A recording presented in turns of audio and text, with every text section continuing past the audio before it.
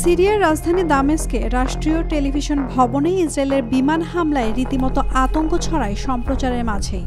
অন্যান্য দিনের মতোই খবর পড়ছিলেন এক নারী উপস্থাপিকা, কিন্তু হঠাৎ বিকট বিস্ফোরণের শব্দে থমকে যান তিনি। ধোঁয়ার বিশাল কুণ্ডলী ক্যামেরায় ধরা পড়ে চোখের সামনে। বসুন্ধরা টিস্যু, অশুদ্ধতার বিরুদ্ধে এক বিন্দুও ছাড় নয়। আতঙ্কিত হয়ে খবরের মাঝে স্টুডিও ছেড়ে দৌড়ে বেরিয়ে যান উপস্থাপিকা। মুহূর্তে বদলে যায় পুরো পরিস্থিতি। সরাসরি সম্প্রচারে ধরা পড়ে যুদ্ধের বাস্তব ভয়াবহতা। ভয়াবহ এই হামলাটি চালিয়েছে ইসরায়েলি প্রতিরক্ষা বাহিনী IDF। ইসরায়েলি প্রতিরক্ষা মন্ত্রী ইসরায়েল কাটস বুধবার একটি ভিডিও সামাজিক যোগাযোগ মাধ্যমে শেয়ার করেন।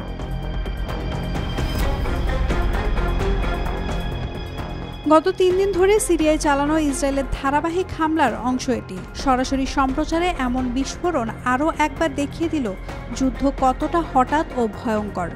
জানা গেছে, দক্ষিণ সিরিয়ার সুইদাতে সংখ্যালঘু দ্রুজ সম্প্রদায়ের পক্ষ নিয়ে তারা এই হামলা চালাচ্ছে।